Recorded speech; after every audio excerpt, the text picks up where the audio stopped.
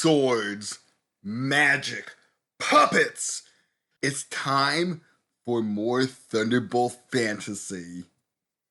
Hey there, it's Brandon for another review of Thunderbolt Fantasy, and I hope I get a better intro next time because once I said it, it's not as good as I thought it sounded. Yeah, just a little bit of cleanup from last week. I believe I was talking about the Order of the Divine Swarm, how there's 6 of them in the previous season's opening, yet we only know about 3 of them. The Locust, the Centipede, and the Mantis. So thanks to Plague Doctor 51 over on Reddit for actually pointing out that Xiling Yao from last season was in fact the Scorpion. And I guess that kind of makes sense because everybody else has themed weapons and she has poison claws. And oh, who else was it? Guava Wonderful, I believe their name is, that said in the one scene where she was talking to her boss, the scorpion pillar was faded out. So that's kind of proof that she is the scorpion. There's also a wasp and an ant. Another Reddit user pointed out that those two may show up next season, and that Boss Locust Wu Shi Ming Huang will show up at the end of this season as a teaser. So that would be interesting to see.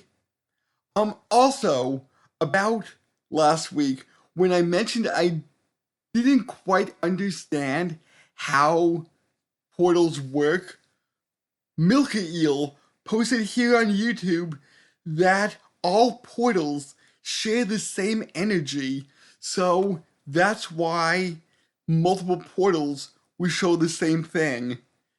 Thanks, dude. I must have missed that line. Glad you're enjoying these reviews. Okay, now, let's talk about this episode.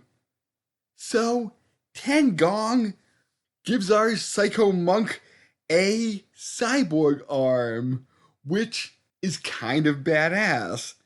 I thought Lu was dangerous before, but this thing has a grappling hook punch that can shatter rocks. So he's even more dangerous now. And I must have missed it last week, but Tan Gong also has a cyborg arm.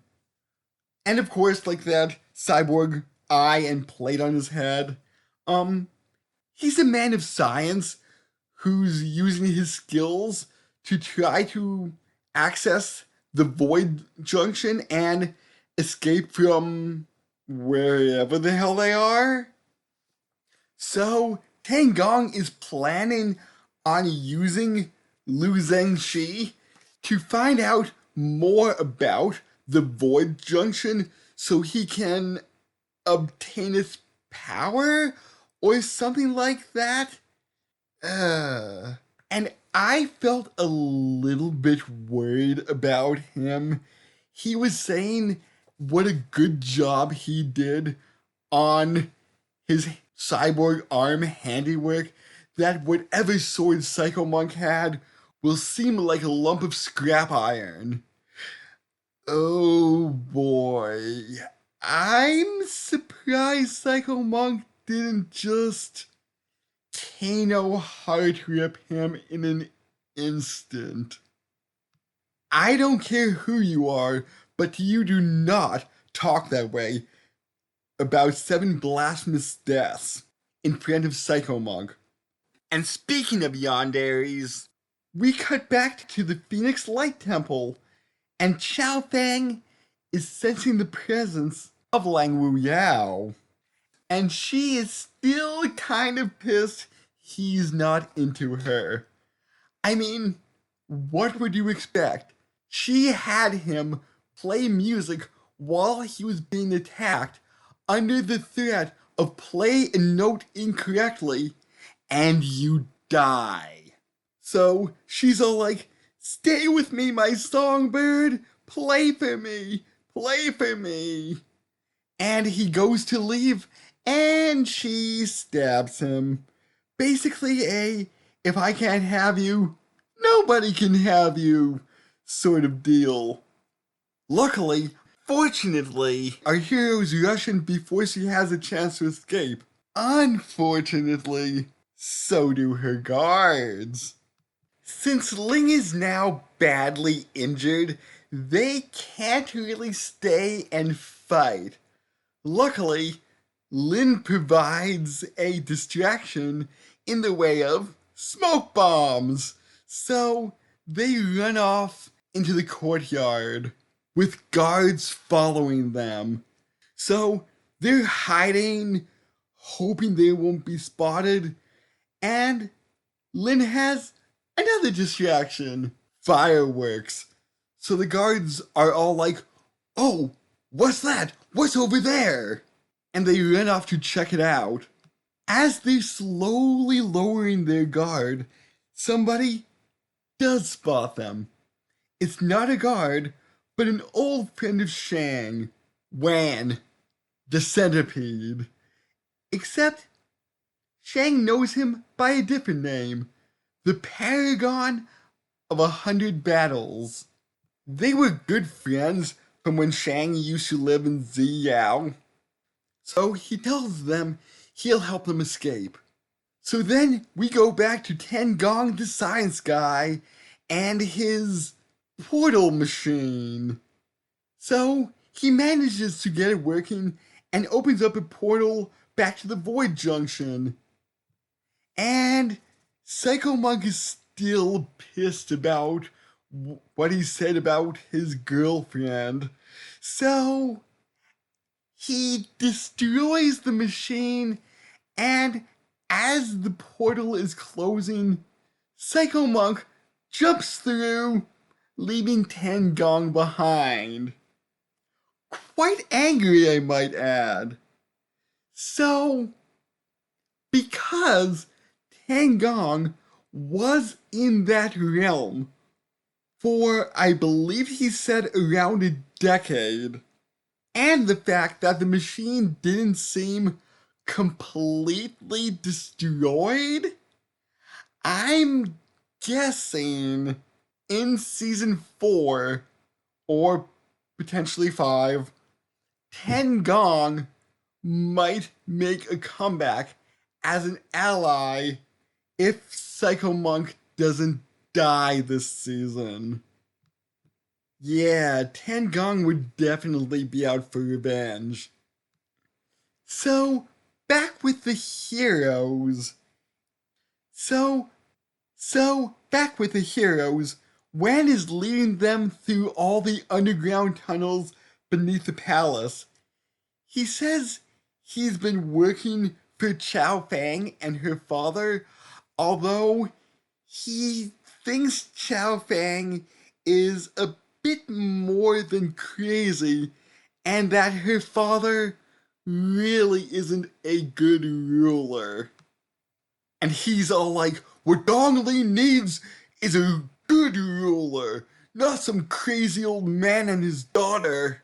So, as they approach an exit, Lin notices something is wrong. It's at this point that Wan reveals his true colors by revealing himself an underling of. He reveals himself to be an underling of Huaoshi Minhuang, the leader of the Divine Swarm. Again, I'm going to complain, Crunchyroll. Give them their Japanese names. Saying Chinese names is not easy for me. Now, I thought the reveal of them not being in the underground of the Phoenix Light Temple was kind of cool. How it all changed with like that magical wave. It seems that Lin isn't the only one that could do illusions here. It seems that Master Locust may also be a quite powerful sorcerer. Ming Huang was actually the one that made Shang flee to Dong Li. And Wan is all like, Shang, we were friends once. I don't really want to hurt you. Will you turn over the sword index, or will I have to fight you? And of course, Shang doesn't. So the episode ends with a fight between Wan and Shang says something like, if you're this serious about fighting me, I'll get serious too. Which is a badass boast. Come on! We can finally see Shang go all out against his former friend, which will be awesome. And I don't usually talk about scenes from next time, but it seems that Psycho Monk's cyberarm can become a drill, which is interesting. Also, it seems that Necro Bitch found 7 blasphemous deaths. So that can't be good. I wonder if 7 blasphemous deaths will be able to corrupt her, or since she's a demon, will something else happen? All in all, this was a really good episode. If you have any comments, theories, other things you'd like to share, I'd be happy to hear about it in the comments below. Be sure to check out all the other stuff we do here on Reckless Amoeba Productions. And, I guess that's it for me. Catch everybody next week.